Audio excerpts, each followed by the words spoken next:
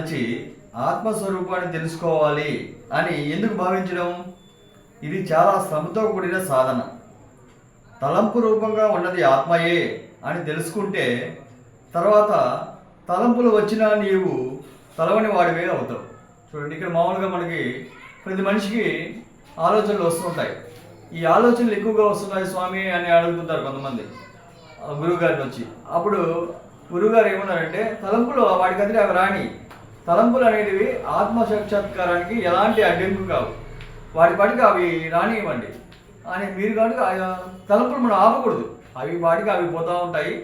అవి కొన్ని రోజులకి తలంపులు వస్తుంటాయి, పోతుంటాయి, అవి కంటిన్యూగా పోతూ ఉంటాయి. కాబట్టి ఆత్మసాక్షాత్కారానికి తలంపులు అడ్డంకి కాదు అనే విషయాన్ని మనకి జ్ఞాన ప్రశ్న ద్వారా తెలియజేస్తాను. అలాగే ఇంకొక జ్ఞాన ప్రశ్నాన్ని కానీ తీసుకున్నట్లయితే, ఈ ఆధునిక మానవుడు తాను జీవించడానికి కావలసిన సదుపాయాలన్నింటినీ సమకూర్చుకోవడంలోనే సమయాన్ని గడిపేస్తున్నాడు, జీవించడం మర్చిపోతున్నాడు. పాత తరం వారు జీవించడానికే సంపాదించేవారు, ఈ తరం వారు సంపాదించడానికే జీవిస్తున్నారు. చూసావా, మన పూర్వకాలంలో మన యొక్క పూర్వీకులు వాళ్ళు ఏం చేశారంటే జీవించడానికి సంపాదించేవాళ్ళు, అందువల్ల వాళ్ళు హాయిగా ఉన్నారు. కానీ మన ఆధునిక మానవుడు ఏం చేస్తున్నాడంటే అతను సంపాదించడానికే జీవిస్తున్నాడు, అందువల్ల అతనికి అశాంతి ఎక్కువగా ఉంది.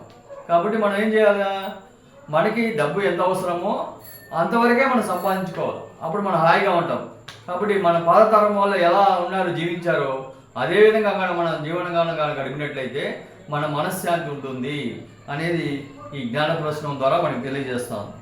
అలాగే ఇంకొక జ్ఞాన ప్రశ్నాన్ని కానీ తీసుకున్నట్లయితే, మర్రి విత్తనములో మర్రి చెట్టు మాత్రమే కాదు, ఆ చెట్టు మీద వాలే పక్షులు, ఆ చెట్టును నీడను చేరే మనుషులు, చెట్టుకు ఆధారంగా ఉండే భూమి, ఆకాశం, ఆ చెట్టును నరికే వాటితో సహా మొత్తం ఆ మర్రి విత్తనంలో సూక్ష్మ రూపంలో ఉంటుంది. చూసావా, ఈ మనకి జ్ఞాన ప్రశ్న ద్వారా చాలా అద్భుతమైన విషయం తెలుస్తుంది. ఇప్పుడు మామూలుగా ఒక మర్రి చెట్టు ఉందనుకోండి, దాంట్లో మనం ఆ మర్రి చెట్టు వరకే చూస్తాం. కానీ ఆ మర్రి చెట్టు భూమిలోంచి రాకమునిపే ఆ మర్రి విత్తనంలో సకలము ఉంటుంది. ఏమేమి ఉంటుంది, ఆ చెట్టు మీద వాలే పక్షులు, ఆ చెట్టుని నీడ చేరే మనుషులు, చెట్టుకు ఆధారంగా ఉండే భూమి, ఆకాశం, ఆ చెట్టును నరికే వంట కూడా మొత్తం సూక్ష్మ రూపంలో ఆ చెట్టు మర్రి విత్తనంలో ఉంటుందన్నమాట. అలాగే మనిషి జన్మించక ముందు పిండంలో సకలము సూక్ష్మ రూపంలో ఉంటుంది. మనిషి పుట్టిన తర్వాత అతని జననము, బాల్యము, యవ్వనము, వృద్ధాపము, అతని జీవితం ఎలా ఉంటుందో అనేది అంతా మొత్తము ఆ మనిషి శిశువు యొక్క పిండంలో ఉంటుంది అనేది మనకి జ్ఞాన ప్రశ్న ద్వారా తెలుస్తోంది. అలాగే ఇంకొక జ్ఞాన ప్రశ్నాన్ని కానీ తీసుకున్నట్లయితే, నేను నిద్రపోయాక కూడా కొంతమంది మేల్కొనే ఉంటారు అన్న భావనతో కూడిన నిద్ర సుఖం కాదు. నేను నిద్రపోతే సకలము నిద్రపోతుంది అన్న ఎరుగుతో కూడిన నిద్ర సుఖం. నేను మరణించాక కూడా మిగతా అంతా జీవించే ఉంటుంది అన్న భావనతో కూడిన మరణం సుఖం కాదు. నేను మరణించాక ఇక జీవించి ఉన్నది ఏది ఉండదు అన్న ఎరుగుతో కూడిన మరణం సుఖం. నేను జ్ఞానిలై కూడా ఇంకా కొంతమంది అజ్ఞానులు ఉంటారు అన్న జ్ఞానం సుఖం కాదు. నేను జ్ఞానినైతే నాకు అన్యంగా అజ్ఞానులు ఉండరు అన్న జ్ఞానమే సుఖం. చూసావా, ఈ జ్ఞాన ప్రశ్నంలో చాలా అద్భుతమైన విషయం తెలుస్తుంది. మనం నిద్రపోతాం, నిద్రపోయిన తర్వాత ఇంకా కొంతమంది మేల్కొనే ఉంటారు అని అనుకుంటాం.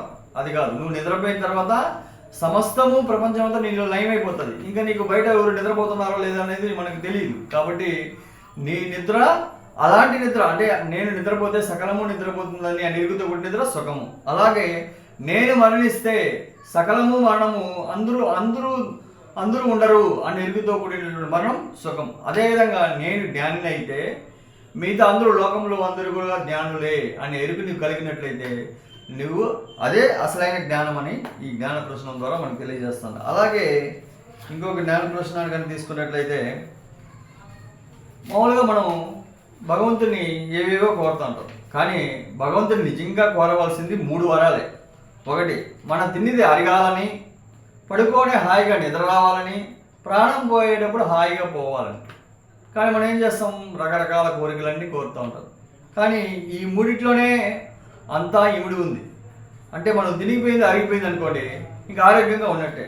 పడుకోవడం నిద్ర వచ్చేసింది అనుకో, ఇంకా నీకు అది కూడా ఆరోగ్యానికి సంబంధించింది. ప్రాణం పోయేటప్పుడు ఎవరిని ఇబ్బంది పెట్టకుండా వెళ్ళిపోయినాం అనుకో, ఇక అంతకన్నా జీవితం ఏముంది. కాబట్టి మనం భగవంతుడు కోరాల్సింది ఈ 3 వరాలే అనేది ఈ జ్ఞాన ప్రశ్నం ద్వారా మనకు తెలుస్తాం. అలాగే ఇంకొక జ్ఞాన ప్రశ్నాన్ని కానీ తీసుకున్నట్లయితే, ఒకసారి గురువుగారి దగ్గరికి ఒకతను వచ్చాడు. వచ్చి గురువుగారిని ఒక ప్రశ్న అడిగారు. స్వామి, మోక్షం అంటే ఏమిటి అన్నారు అడిగారు. అప్పుడు గురువుగారు, నువ్వు ఏమనుకుంటున్నావు అన్నాడు అతనితో. అప్పుడు అతను ఏమన్నారంటే, సత్యాన్ని తెలుసుకోవడం అన్నారు. మరి గురువుగారు ఏమన్నారంటే, సత్యం అంటే అని అడిగారు. అప్పుడు అతను, అంతా భగవంతుడే అన్న అనుభవం అన్నాడు అతను. భగవంతుడు అంటే ఏమిటి అని అన్నారు గురువుగారు. అతను ఏం చెప్పాడంటే, అవధులు లేని అనంత స్వరూపుడు భగవంతుడు అని చెప్పాడు. అప్పుడు గురువుగారు ఏమన్నారంటే, ఆ అనంతంలో నువ్వు ఉన్నావా లేదా అన్నాడు. అప్పుడు అతను, ఉన్నాను స్వామి అన్నాడు. మరి దేవుడి అనంత స్వరూపంలో నువ్వు ఉన్నప్పుడు నువ్వు కూడా దైవమే కదా అన్నారు. అవును స్వామి అన్నాడు అతను. అప్పుడు గురువుగారు ఏమన్నారంటే, దైవం కంటే భిన్నంగా ఏదీ లేదు, నేను కూడా దైవమే అన్న అనుభవమే మోక్షం.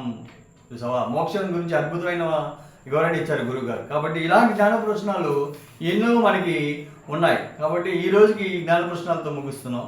అందరికీ నమస్కారం.